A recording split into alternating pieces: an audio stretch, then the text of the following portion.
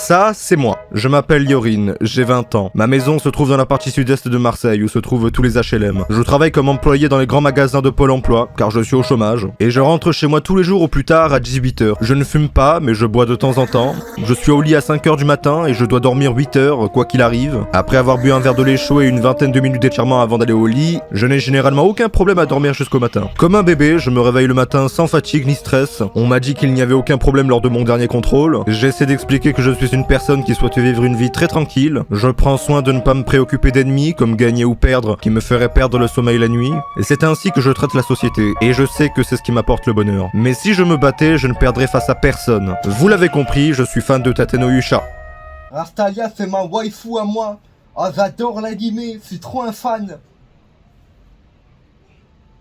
Après une saison 1 vraiment hypante, répondant presque à toutes les attentes des fans, Tateno Yusha était considéré comme l'un des pères fondateurs de l'isekai, dans la catégorie animé bien sûr. Les gens pouvaient largement l'élever au stade de Slime Tataken ou encore SAO, une sorte de petit classique était né, littéralement la poule aux œufs d'or de Crunchyroll. Les openings 1 et 2 étaient fous, l'animation était correcte, l'intrigue donnait envie de voir la suite à chaque fois, on se prenait d'affection pour Naofumi, petit être déchanté par la cruauté humaine, accusé de viol et de plein de choses que YouTube ne veut pas entendre. Il était synonyme du héros parfait d'isekai, le genre d'art qui est attachant, et surtout, tu sais quand le suivant on va assister à de grandes aventures. Sa vengeance était le plus motivant des sujets à aborder, à force de voyages et de péripéties avec la mignonne Raphtalia, Philo, la meuf aux cheveux...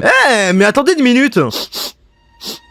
Oui, je reconnais cette odeur. Ça pue la merde. C'est l'odeur d'un fantasy qui case la catégorie harem là tout doucement. Mais dites-moi Naofumi, pourquoi n'y a-t-il que des femmes avec vous? Les quotas, je suis très féministe, je leur offre des nitros des fois, hein. Vous savez que les quotas, c'est pas 100%, hein. Et non, il y a aussi Vers la fin de la saison 1, on te donne satisfaction, la Poufia se prend tarif, mais pas trop quand même. C'était ok cher, je pense pour le coup que Naofumi devrait s'inspirer un peu plus de Keiyaru. Mais vous aurez peut-être notifié, avec votre intelligence supérieure à la moyenne, que je n'ai parlé exclusivement qu'au passé. Car en effet, j'estime que tout ça reste une période révolue. Il est certain qu'ayant atteint son objectif, il était très dur pour la série de nous faire intéresser à une nouvelle problématique. Et c'est là le commencement de l'ennui pour ma part. Le problème est que comme beaucoup, j'étais là pour Naofumi, j'étais là pour sa revanche sur le monde, sur les personnes qui l'ont traité ainsi, mais la bonne compagnie et toute cette aventure, son entourage l'ont changé et il a pris finalement la bonne décision, la décision la plus sage.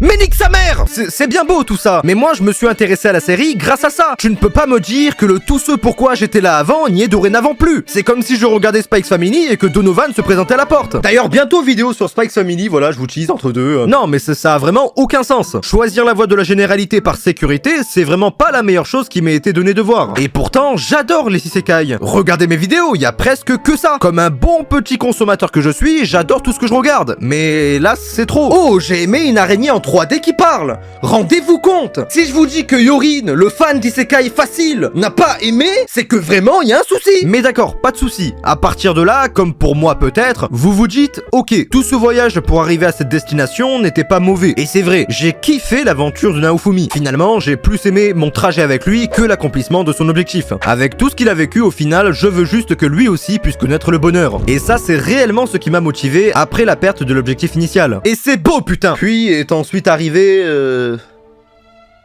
je peux pas le dire. La saison 2. Je l'appelle aussi le Ragnarok, la fin du monde.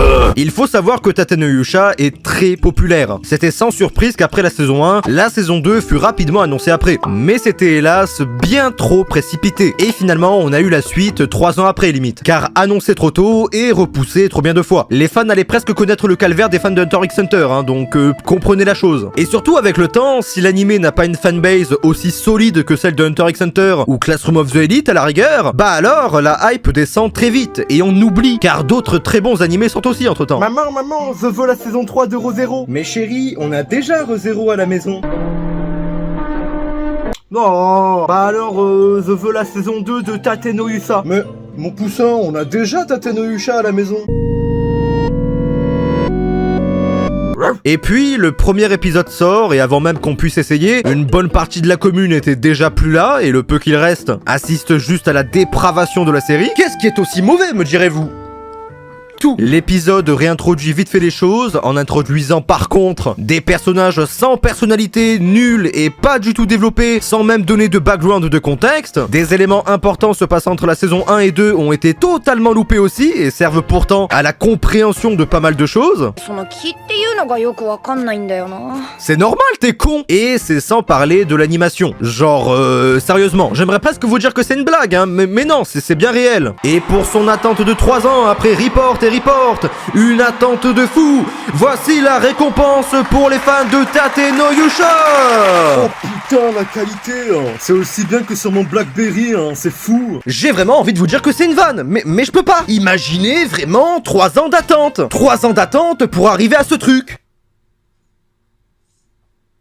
Vous êtes qui? Il y a plus de brouillard dans l'animé que dans un film d'horreur, tellement ils ont envie de cacher cette animation de merde. Sans parler de la tortue qui tourne même pas sur une PS2. Mais par contre, il y a une explication à tout ça. Dû sûrement à un calendrier trop chargé pour ses équipes, le studio Kinema Citrus coproduit la saison 2 avec DR Movie, qui visiblement leur a donné le stagiaire. Et voilà, on vous a donné une équipe de choc pour la saison 2. Vous allez voir.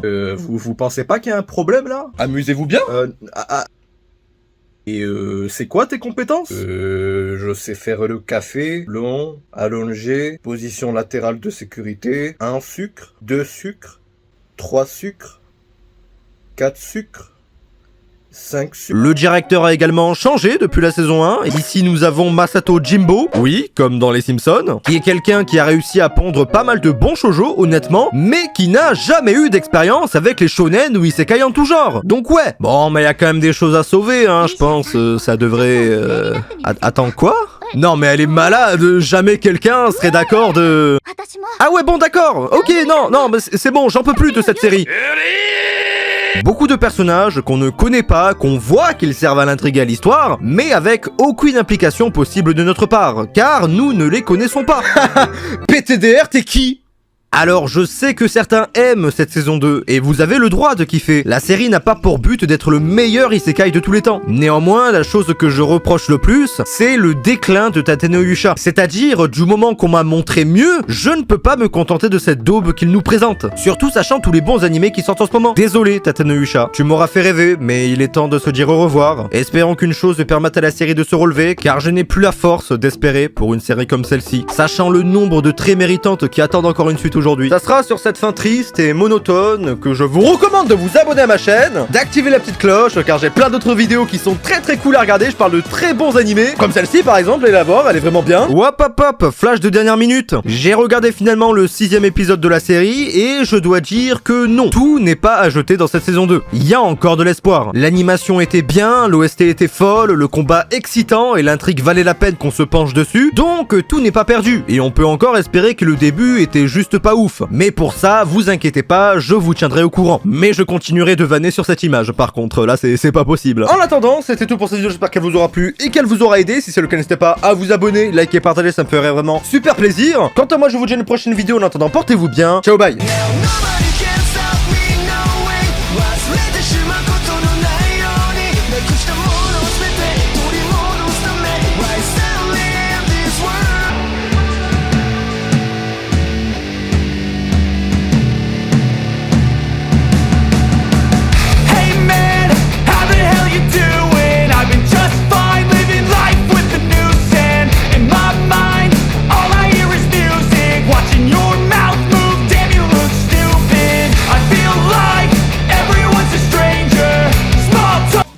Le crâne que je me paye. Tes mains. J'avais jamais remarqué. Le front à Sakura.